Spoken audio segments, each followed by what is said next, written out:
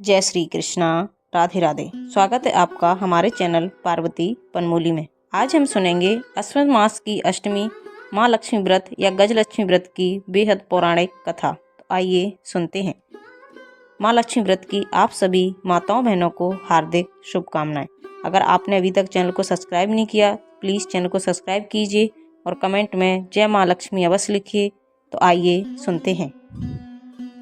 2024 में अश्विन मास की अष्टमी तिथि यानी माँ लक्ष्मी व्रत 24 सितंबर को रखा जाएगा। माँ लक्ष्मी व्रत भाद्रपद मास के शुक्ल पक्ष की अष्टमी तिथि से शुरू होकर अश्विन मास के किस पक्ष की अष्टमी तिथि को समापन किया जाता है, व्रत का उद्यापन किया जाता है। तो आइए सुनते हैं उससे जुड़ी पौराणिक कथा। पुराने समय की बात है, एक गांव में एक गरीब ब्राह्मण रहता था। वह नियमित रूप से भगवान विष्णु का पूजन करता था। उसकी भक्ति से प्रसन्न होकर भगवान विष्णु ने उसे दर्शन दिए और अपनी कामना मांगने को कहा। ब्राह्मण ने लक्ष्मी जी का निवास अपने घर में हो ऐसी इच्छा जाहिर की। यह सुनकर विष्णु जी ने लक्ष्मी जी की प्राप्ति का मार्ग सरल ब्राह्मण को बता दिया। विष्णु जी ने कहा कि मंदिर के सामने एक स्त्री आती है जो यहाँ आकर उपले थापती है। तुम उसे अपने घर आने का आमंत्रण देना। वह स्त्री ही देवी लक्ष्मी है। देवी लक्ष्मी जी के तुम्हारे घर आने के बाद तुम्हारा घर धन धान्य से भर जाएगा। यह कहकर विष्णु जी चले गए। अगले दिन सुबह 4 बजे ही ब्राह्मण मंदिर के सामने बैठ गया। लक्ष्मी जी भी उपले थापने के लिए आईं तो ब्राह्मण ने उनसे अपने घर आने का निवेदन किया। ब्राह्मण की बात सुनकर लक्ष्मी जी समझ गईं कि यह सब विष्णु जी के कहने से हुआ है। तब लक्ष्मी जी ने ब्राह्मण से कहा, तुम माँ लक्ष्मी व्रत करो। 16 दिनों तक व्रत करने और 16वें दिन रात्रि को चंद्रमा को अर्घ देने से तुम्हारा मनोरथ पूर्ण होगा। ब्राह्मण ने देवी के कहे अनुसार व्रत और पूजन किया और देवी को उत्तर दिशा की ओर मुंह करके पुकारा। लक्ष्मी जी ने अपना वचन पूर्ण किया। उस दिन से यह व्रत पूरी श्रद्धा से किया जाता है।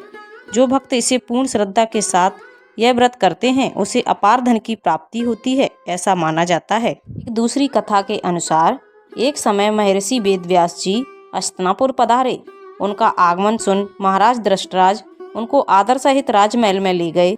स्वर्ण सिंहासन पर विराजमान कर उनका पूजन किया।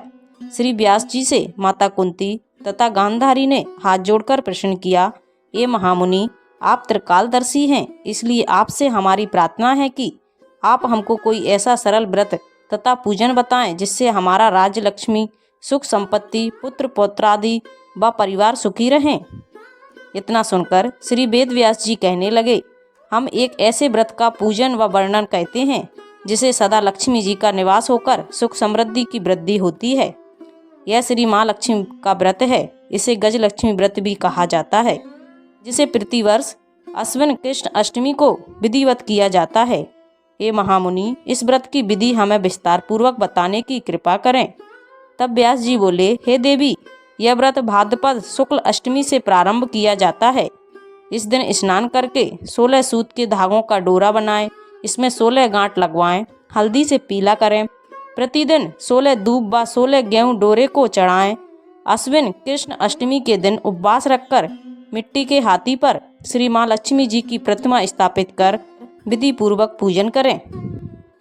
इस प्रकार श्रद्धा भक्ति सहित माँ लक्ष्मी जी का व्रत पूजन करने से आप लोगों की राज्य लक्ष्मी में सदा वृद्धि होती रहेगी। इस प्रकार का विधि विधान बताकर श्री वेद व्यास जी अपने आश्रम को प्रस्थान कर गए। इधर समय अनुसार भाद्रपद शुक्ल अष्टमी से गांधारी तथा कुंती अपने अपने महलों में नगर की स्त्रियों सहित व्रत का आरंभ करने लगीं। इस प्रकार 15 दिन बीत गए। 16वें दिन अश्विन कृष्ण अष्टमी के दिन गांधारी ने नगर की सभी सम्मानित महिलाओं को पूजन के लिए अपने महल में बुलवा लिया। माता कुंती की यहाँ कोई भी महिला पूजन के लिए नहीं आई। साथ ही माता कुंती को भी गांधारी ने नहीं बुलाया। ऐसा करने से माता कुंती ने अपना बड़ा अपमान समझा।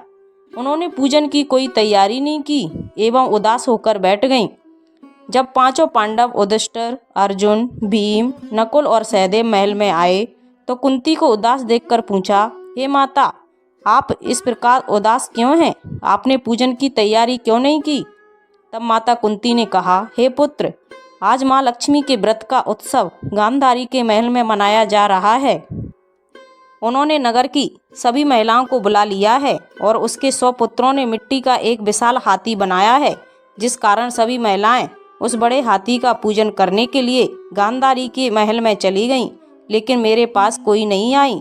यह सुनकर अर्जुन ने कहा, हे माता, आप पूजन की तैयारी करें और नगर में बुलावा लगवा दें कि हमारे यहाँ स्वर्ग से ऐरावत हाथी का पूजन किया जाएगा।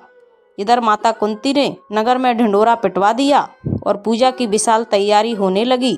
उधर अर्जुन ने बाण के द्वारा स्वर्ग से ऐरावत हाथी को बुला लिया। इधर सारे नगर में शोर मच गया कि कुंती के महल में स्वर्ग से इंद्र का ऐरावत हाथी पृथ्वी पर उतारकर पूजा जाएगा। समाचार को सुनकर नगर के सभी नर नारी, बालक एवं वृद्धों की भीड़ एकत्रित हो गई। उधर गांधारी के महल में हलचल मच गई।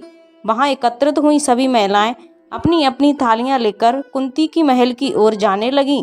देखते ही देखते कुंती का सारा महल ठसाठस भर गया। माता कुंती ने ऐरावत को खड़ा करने के लिए अनेक रंगों के चौक पुरवाकर नए रेशमी वस्त्र बिछवा दिए। नगरवासी स्वागत की तैयारी में फूल माला लेकर, अमीर गुलाल लेकर, केसर हाथों में लिए एक लाइन में खड़े हो गए। जब स्वर्ग से ऐरावत हाथी पृथ्वी पर उतरने लगा तो उसके आभूषणों की ध्वनि गूंजने लगी। ऐरावत के दर्शन होते ही जय जयकार के नारे लगने लगे। सायंकाल के समय इंद्र का भेजा हुआ हाथी ऐरावत माता कुंती के भवन के चौक पर उतर आया। तब सब नर नारियों ने पुष्पमाला, अमीर गुलाल, केसर आदि सुगंधित पदार्थ चढ़ाकर उनका स्वागत किया। राज पुरोहित द्वारा ऐरावत पर माँ लक्ष्मी जी की मूर्ति स्थापित करके वेद मंत्रों के द्वारा पूजन किया गया। नगर वासियों ने भी माँ लक्ष्मी पूजन किया। फिर अनेक प्रकार के पकवान लेकर ऐरावत को खिलाए और यमुना का जल उसे पिलाया। राज पुरोहित द्वारा स्वस्ति वाचन करके महिलाओं द्वारा माँ लक्ष्मी का पूजन कराया गया। 16 गांठों वाला डोरा माँ लक्ष्मी को चढ़ाकर अपने अपने हाथों में बांध लिया गया। ब्राह्मणों को भोजन कराया गया। दक्षिणा के रूप में स्वर्ण आभूषण, वस्त्र आदि दिया गया। इसके पश्चात महिलाओं ने मिलकर मधुर संगीत लहरियों के साथ भजन कीर्तन कर संपूर्ण रात्रि माँ लक्ष्मी व्रत का जागरण किया। दूसरे दिन सुबह राजपुरोहित द्वारा वेद मंत्रों के साथ जलाशय में माँ लक्ष्मी जी की मूर्ति का विसर्जन किया गया। फिर ऐरावत को विदा कर इंद्रलोक भेज दिया गया। इस प्रकार जो स्त्रियां श्री माँ लक्ष्मी जी का विधि पूर्वक व्रत एवं पूजन करती हैं, उनके घर धन धान से पूर्ण रहते हैं तथा उनके घर में माँ लक्ष्मी जी सदा निवास करती हैं। इसके लिए माँ लक्ष्मी जी की यह स्तुति अवश्य करें। मंत्र है, माँ लक्ष्मी नमस्तई नमस्तई सुरसरी हरिप्रिये नमस्तई नमस्तई दया निधि। जय बोलो माँ लक्ष्मी मैया की जय हो। तो ये थी माँ लक्ष्मी व्रत की बेहद पौराणिक कथा। अगर आपको अच्छी लगे तो प्लीज़ चैनल को लाइक, शेयर एंड सब्सक्राइब कीजिए। साथ में बेल आइकन को ऑन कर लीजिए ताकि जब भी लेटेस्ट वीडियो अपलोड करें उसकी जानकारी सबसे पहले आपको मिल जाए। और कमेंट में जय माँ लक्ष्मी लिखना ना भूलें। और इसी तरह की व्रत कथाओं की जानकारियों को जानने के लिए चैनल को बस सब्सक्राइब कीजिए। Thank you.